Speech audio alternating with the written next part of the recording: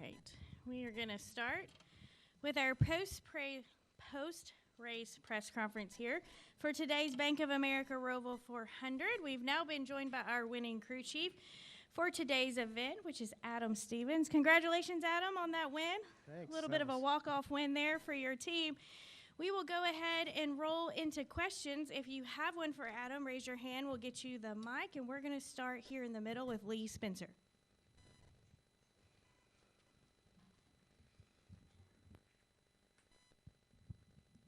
Congratulations. Can you talk a little bit about the decision to make that stop for tires there at the end? I mean, was that kind of like your do or die moment? Sure. I mean, really, if you look at it, the weekend as a whole, our road course stuff hasn't been where we needed it to be. We felt like we could come here and run 5th to 8th, and that's kind of the little gap we were in, and we needed a caution at the end, and you know, we had to do something different than the cars in front of us. And at the point that we couldn't restart on the front row, the motivation to stay was pretty small. We needed a win, so we had to do the opposite of what those guys were going to do. And had they come and got tires, we would have had to stay. We weren't going to pass them on equal tires. So thankfully, we didn't start too deep in the field, and Bell was able to get a tremendous restart and pass a bunch of cars before we got to the backstretch. So it was kind of a do or die moment, and Bell got up on the wheel and made it happen. Can you talk about his level of heart and how much blue sky? I mean, you know, clearly you worked a long time with Kyle, but how much blue sky does this kid have ahead of him? Well, that's a hard question to answer, because if it's just on pure talent and ambition and dedication, he can win as many races as he runs, because he has so much skill, and there's not a place we go that he's not capable of winning. And there's nothing that you ask of him that is delayed or out of reach or something that he doesn't want to do if it means getting better. So the sky is definitely the limit. You know, he's young.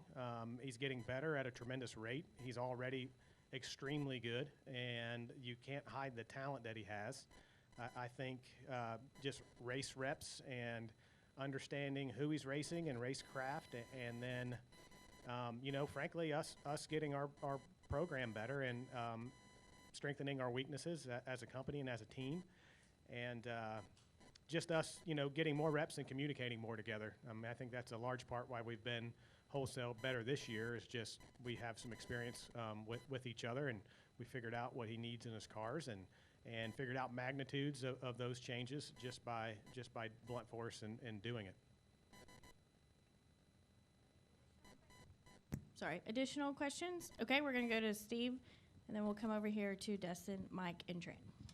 Steve Conway, the podium finish. Adam, even though it's a road course win, going into the next round, what do you feel momentum-wise? Where do you guys feel that you may have strength and weaknesses to try to move on to that championship round in Phoenix? Well, there's a tremendous amount of momentum, because we were dead in the water until just a few laps to go there. So, and we did everything that we needed to do and planned to do today, and performed to the ability of our equipment and our setups. So as a team, we did a good job, and Bell did an exceptional job staying under his tires and just getting what the car had in it, and then getting up on the wheel when we had that tire advantage. So we feel really good about that. Those 5 bonus points are good. I haven't had a chance to look at who's in and who's out and where they stand and all of that. But our intermediate stuff's been really strong.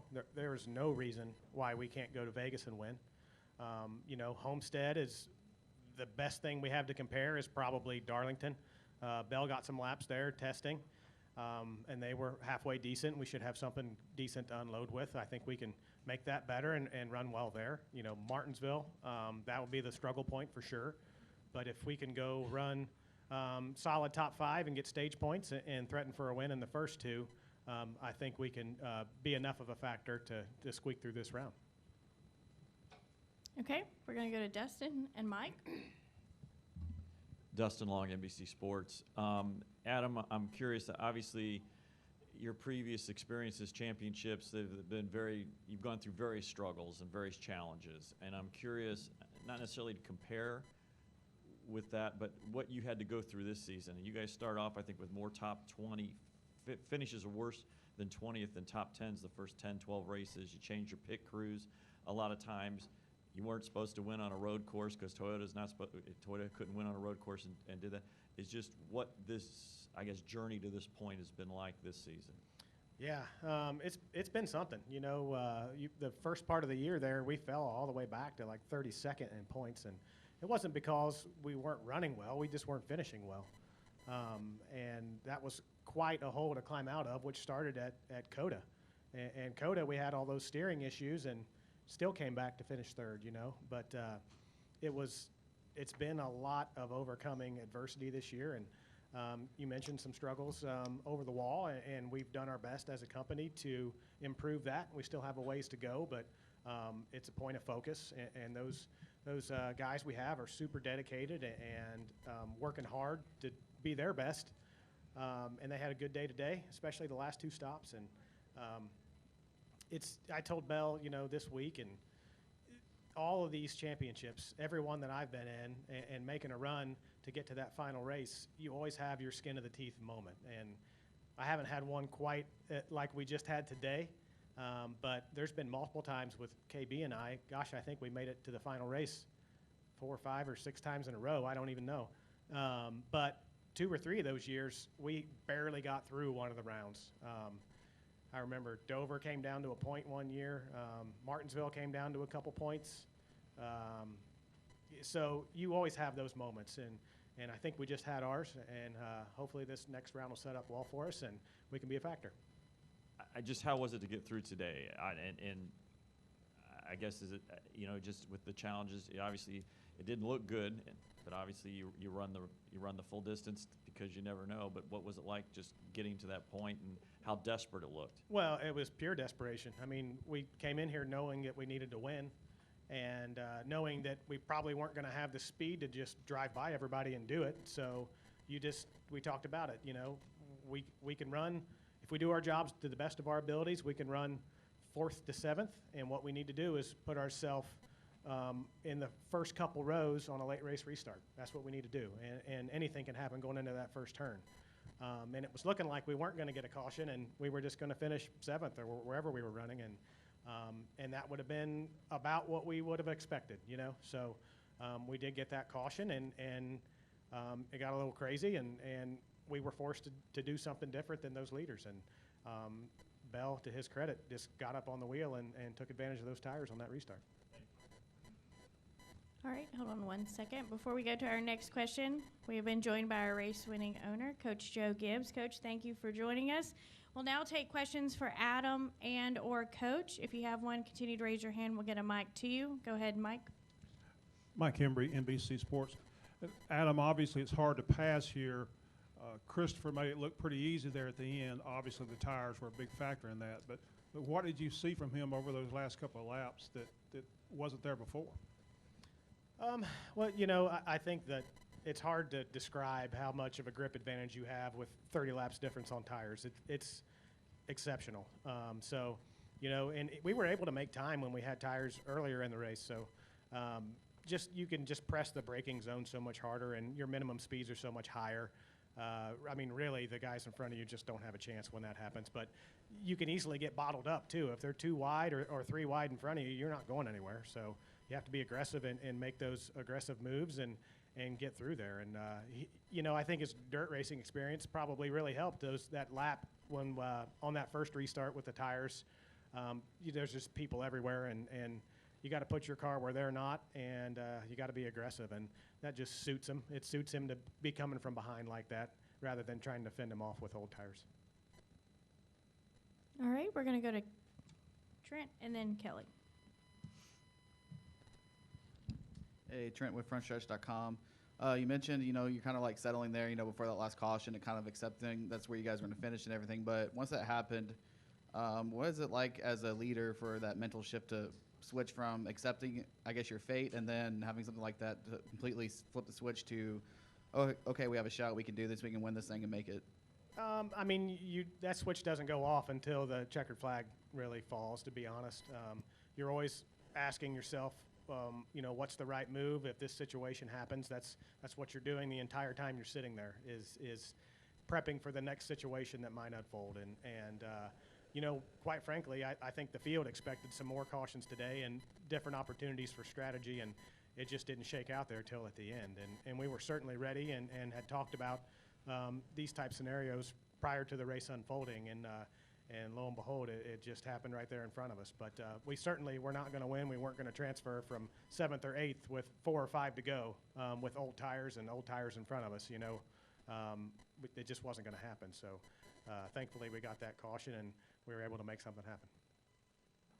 All right, Kelly, go ahead.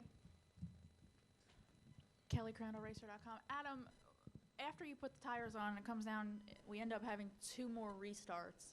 And he's, as you said, driving the wheels off it. You at that point are just a spectator. So what is it like to know that it's in his hands and watch how those final 2 restarts played out? Yeah, I mean, that's what you are at that point. You're just watching, and you're not chit-chatting on the radio. You're letting him focus and letting the spotters do their jobs. And you're really anxious to see how those first couple corners go, because we saw a bunch of them in the wall down there in Chaos Corner, the turn 1 or whatever they call it. But it was pretty crazy. So he has to get through there, and there's nothing you can do to help him get through there. So you're just watching and hoping for the best. And with Christopher on a restart like that, with his experience and his skill level, that's the situations that he thrives in. So he's looking for those type of opportunities. You also mentioned the skin of your teeth moments that are going to happen in the playoffs. After having an average finish of 4.0 in the first round, to even be in this position with how this round has gone, what has kind of that high to these lows and back up to a high again been like over these last 3 weeks? Yeah, I mean, the low was Texas not going our way.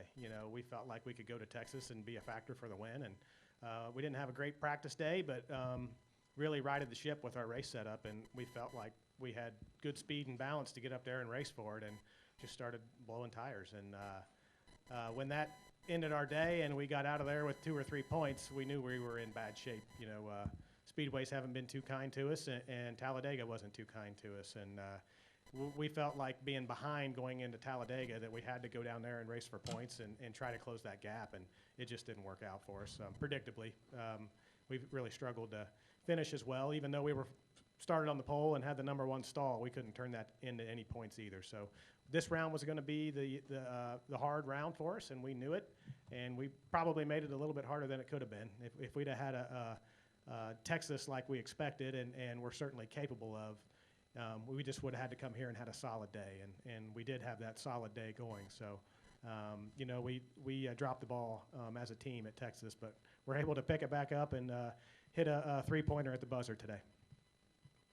All right, we're going to come up front to Greg. We'll go to the press box after that, and then come back downstairs for some more questions. Go ahead, Greg. What's going on with these toe links? It seems like they don't have a hard hit on the wall, and all of a sudden, there's a driver behind the wall with a freaking toe link. Is there something that's inherently, weaker than this? Is there a weak spot, or what's going on with it? Well, I mean, I don't know how hard the 5-car hit today, if that's what you're referencing specifically. Also the one did, too. Yeah, I don't know specifically. But the toe links are made to be the weakest link of the suspension.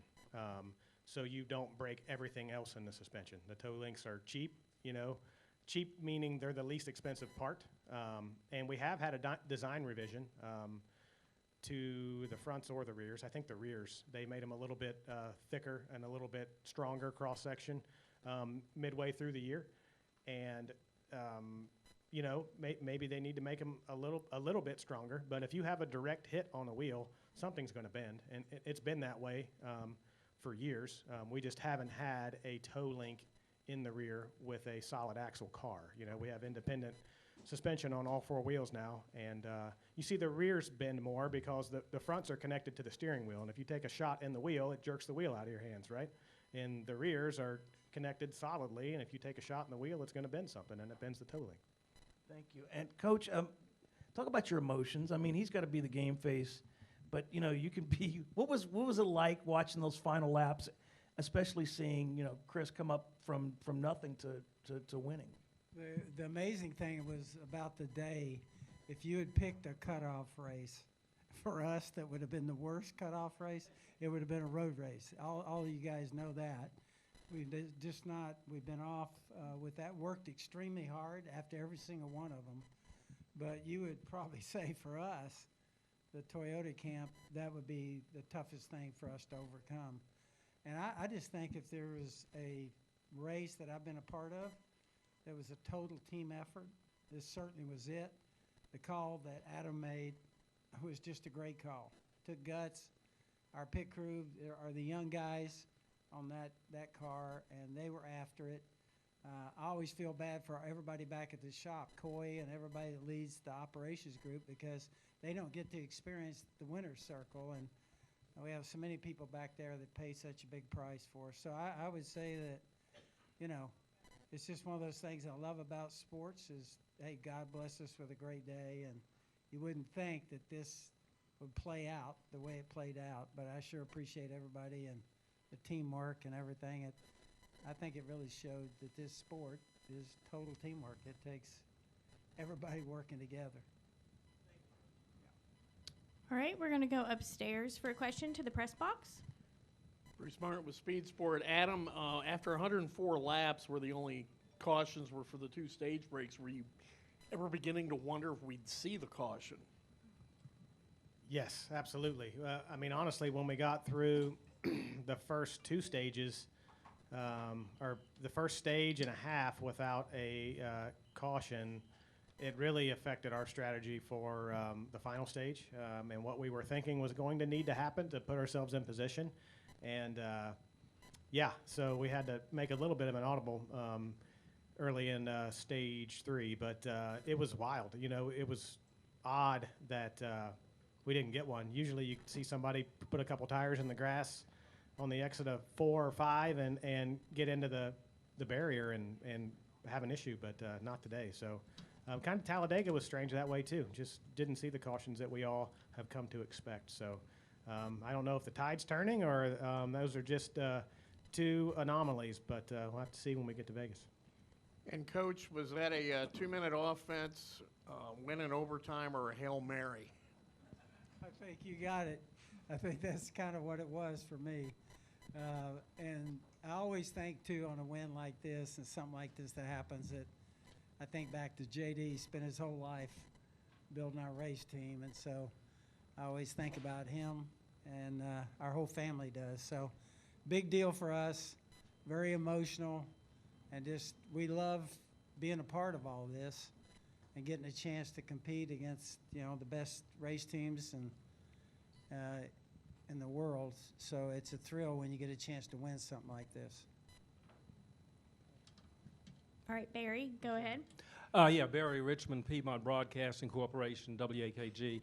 Adam, with now continuing as a contending team for the championship, the obvious is that you go for wins each week, but does a strategy change? How does that change?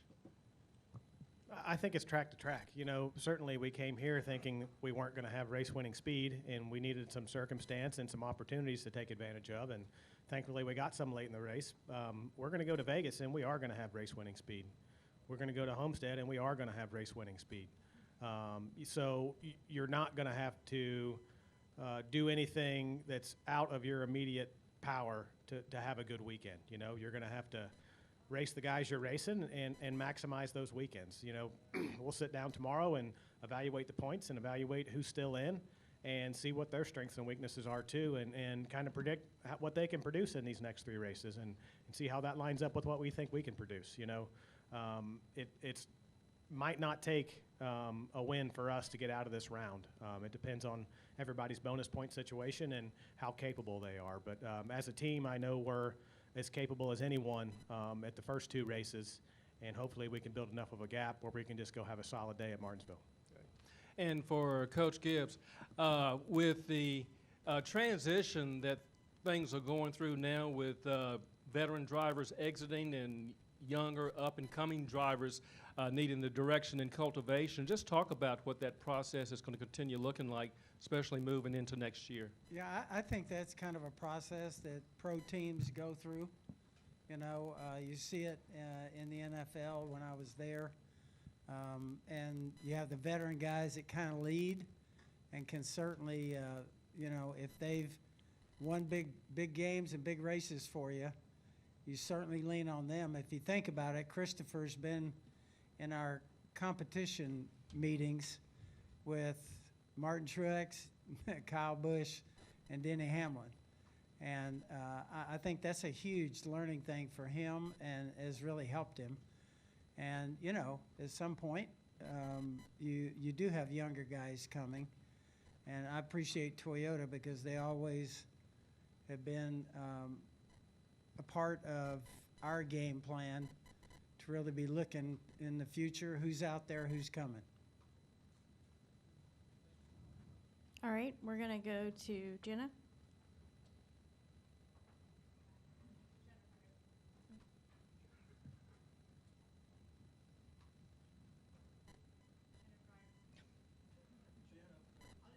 We can hear you. Jenna Fryer, Associated Press. Joe, it's been a tough couple weeks for NASCAR, and you've been involved in another sport. You had Dave Alpern represent you in the meeting this week.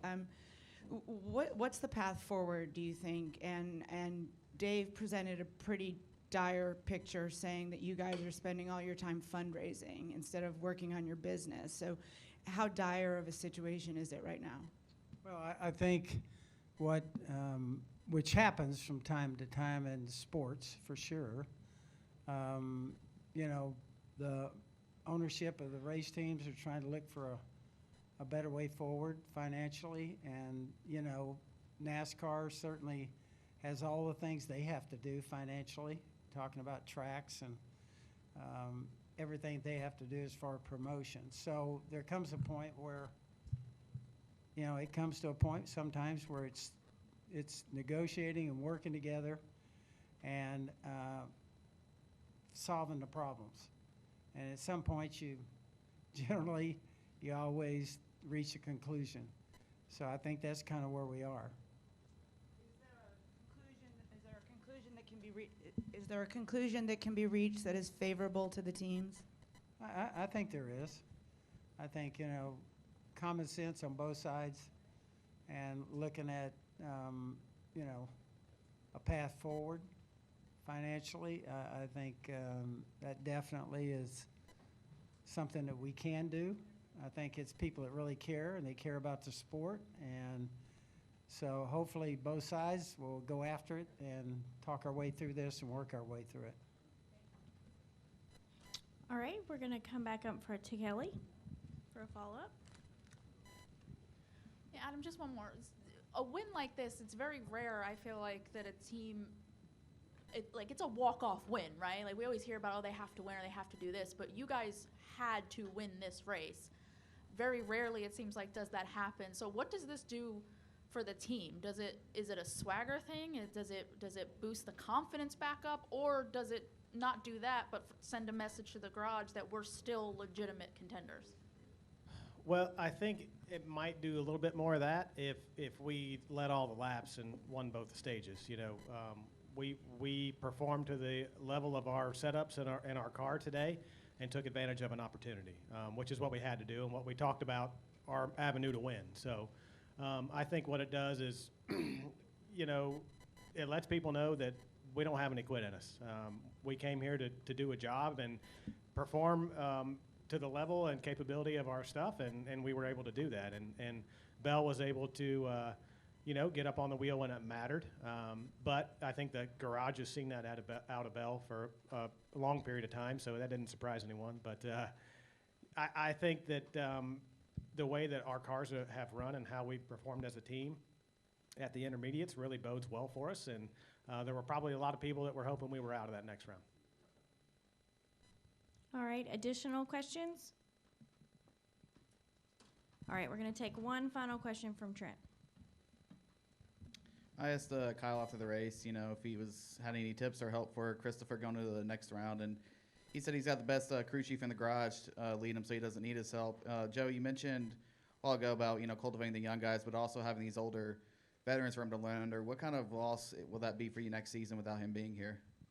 Yeah, I've talked to Kyle and just told him really pulling for him and Sam and the family. And I want the rest of his racing career. This guy's going to win a bunch. We know that. He's a great competitor. And when you think about it with us, 15 years, that was awesome. And, you know, just really appreciate that so much. And we know Mars is leaving, but that was a thrill to be with them for that amount of time. And so I just think, you know, we worked hard at trying to get everything done there. We couldn't. And so I think he's found a home, and I'll be willing to bet he's gonna be after it next year, and he's gonna win a bunch of races. All right. Joe, Adam, congratulations both on this win today, and we wish you the best of luck next week in Vegas. All right. Thanks, man.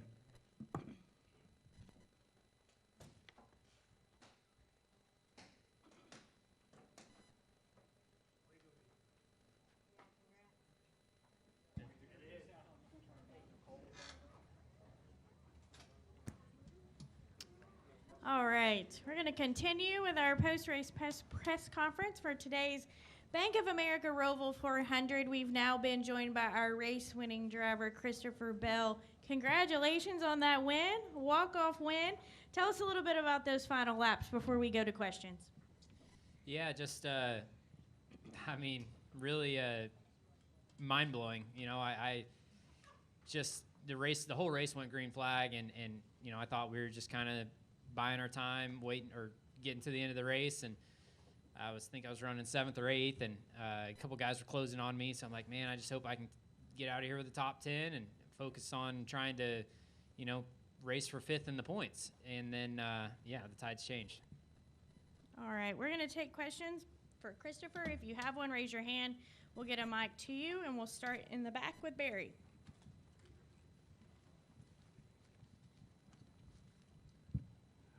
Congratulations, Christopher. Barry Richmond, Piedmont Broadcasting Corporation, WAKG. I actually asked this of your crew chief. Going into the next few races, obviously the goal is to win, but how does that strategy change, or does it change now that you're continuing as a contender for the championship? Yeah, I mean, I feel extremely good about what we have going on here in the next 3 races. So, you know, ever since the schedule laid out and we were looking at the playoffs, the round of 16 were all really good racetracks for us. The round of 8 were all really good racetracks for us. But then the round of 12 with Talladega and this racetrack in there, I was super concerned and nervous. And, you know, I still felt like we were going to be able to make it through it because we're really good at Texas, and we should be able to get through Texas with a good points day. But whenever we left there with a whopping 3 points, I was just really down in the dumps and sad. And then we went to Talladega, and we needed a home run. We needed a lot of points, and we didn't score a lot of points. And just, you know, this whole last 2 weeks, I had been extremely deflated and you know, just kind of down in the dumps. And now I can promise you I'm as excited as ever heading into these next 3 races. All right, we're going to come up front to Matt. Matt Weaver, Racing America. That was kind of the question I was going for about, you know, just being down in the dumps. I thought that was the case. But what does that even feel like, that transition from being so down to so up? Like, did you guys even think, because it's been well documented that Toyotas have really struggled on road courses, did you even allow yourself to think that this could be an option, no matter how good you've become on road courses? Honestly, I did not. And there's a gentleman sitting right over here. He goes by Tony Merritt. And he's kind of my DeWalt guy, and we've built a heck of a relationship up. And you know, he'd been texting me through the weeks, and you know, he's like, man, we're not out, we're just gonna win, and you know, I didn't see it coming. Like, you know, the road courses all year long, we had not been strong, and normally they're good for me. Like last year with the Gen 6 car, I got my first road course win, competed for several more wins, but this year it just wasn't happening. And you know, but with that being said, you see races all the time where the fastest car doesn't win, and I did keep reminding myself that you know, we're not expecting to be a dominant car or a race-winning car, but as long as you're there at the end of the race, as long as you hang out, put yourself in position, you never know what's going to happen. And it worked out where we were the first car on tires, and I was able to carve through them. It did work itself out, but it sounded like from what you said on TV and on the radio that you thought your chances were actually better had the race stayed green instead of going down to the restart. How come? Yeah, just because restarts are so hectic and crazy here at the Roval, and we see so many pileups getting into turn one that I knew that I had a big advantage, regardless if it went green or there was a yellow and I was restarting on the front row. I knew that I had the advantage, but I felt like there were a lot more obstacles that were outside of my control that could take me out of it once the yellow flag flew. But fortunately, it was pretty calm, and the front row was able to get away, and I didn't have to worry about guys behind me putting me 3 wide. So it ended up being smooth sailing, but I did not expect that to be the case. I thought that we'd be 3 or 4 wide getting into turn one. All right, additional questions? Okay, Greg, and then we'll go to Lee. But you woke up this morning knowing that, I want to win a race, because that's how your mindset. But there had to be part of you that was just like, the sun will still come up tomorrow, and I'll still be racing. And when you crossed that line and knew you won, did like his stuff come back to you? I mean, that must have been pretty emotional. Yeah, I mean it's crazy the amount of emotions that you go through, and really all race long I was just kind of I think the best I was 5th, and the worst I was 10th or 12th, and which was right in line with how I expected the weekend to go.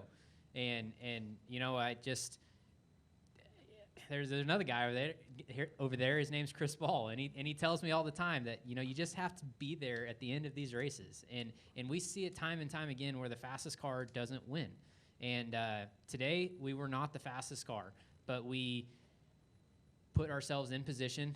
My crew chief made a great call to put tires on, and it worked out where we won the race. So we were there at the end. All right, Lee. Congratulations, Christopher. How much confidence have you gained this year, just, kind of getting that first year under your belt with Gibbs, and then, moving into this one where you and Adam could really build something? Yeah, I mean, honestly, I think that if last year we would have had practice and qualifying, we would have been able to perform just as well.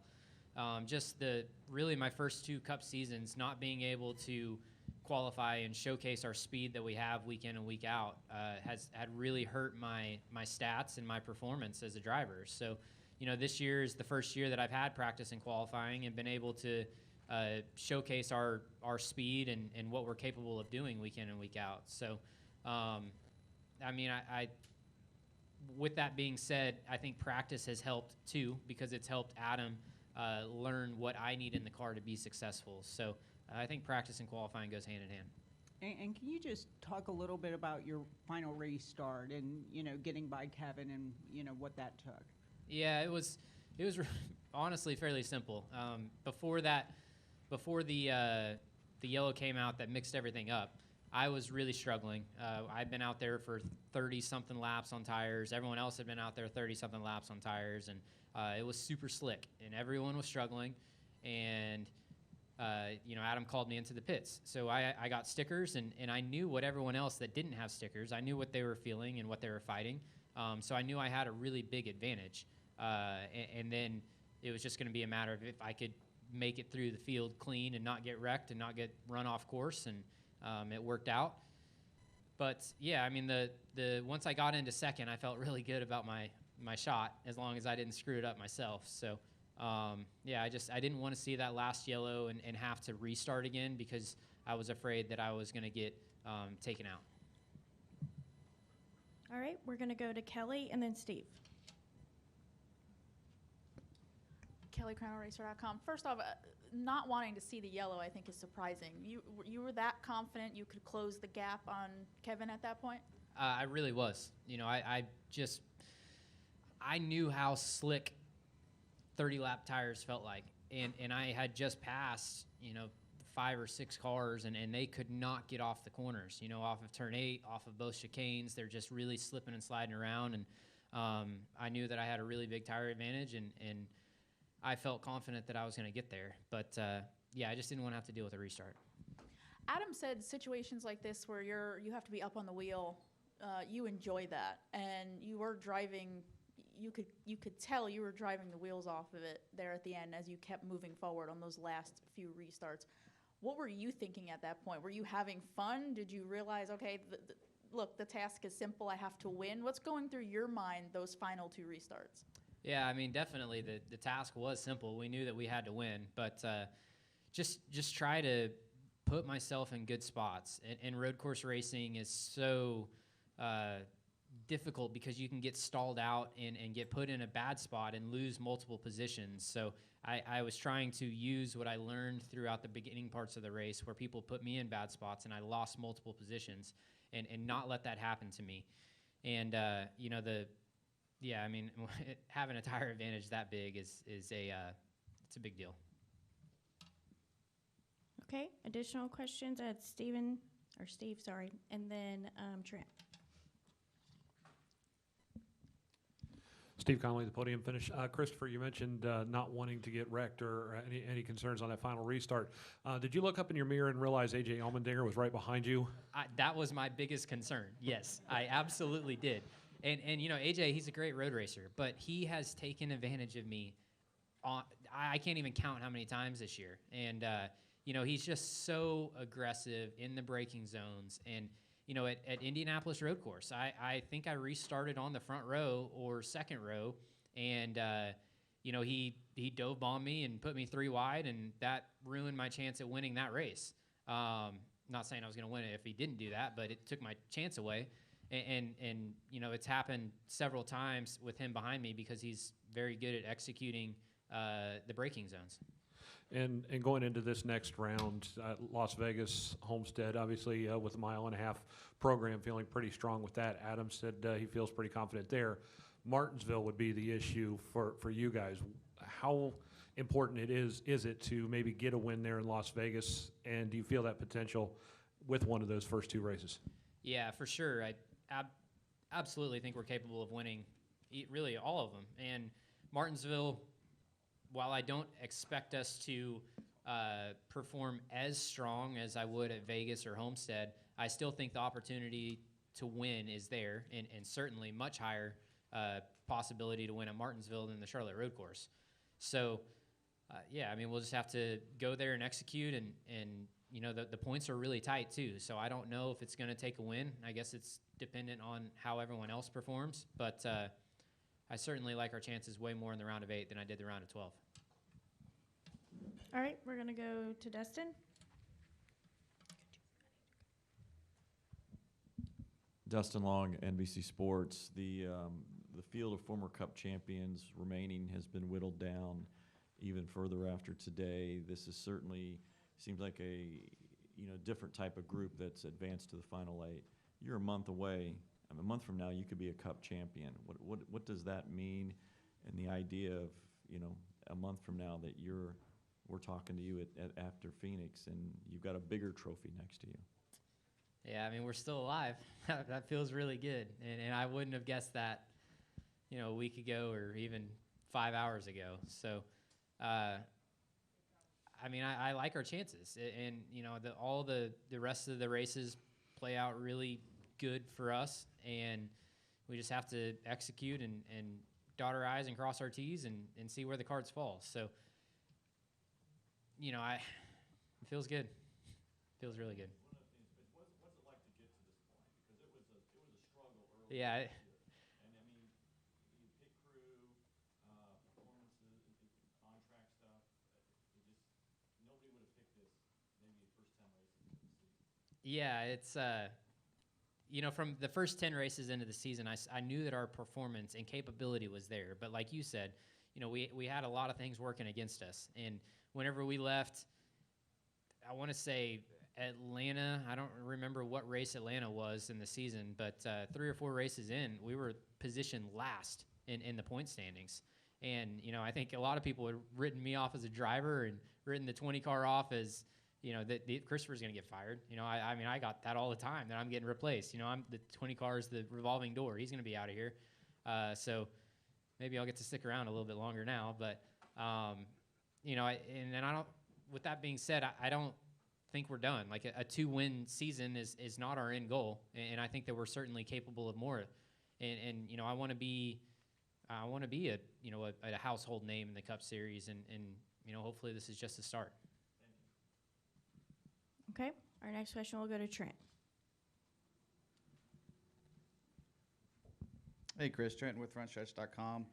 Kyle Busch referred to your crew chief as the best in the garage. You're going into this more narrow list of drivers to potentially get to the Final Four. You know, having somebody like that on the box leading this team for you, what does that mean to you? And if you know you have to get in on points, because there could be three different winners and a fourth one getting on points. So this team right now, where you guys are out, how confident are you in that if that came down to that scenario?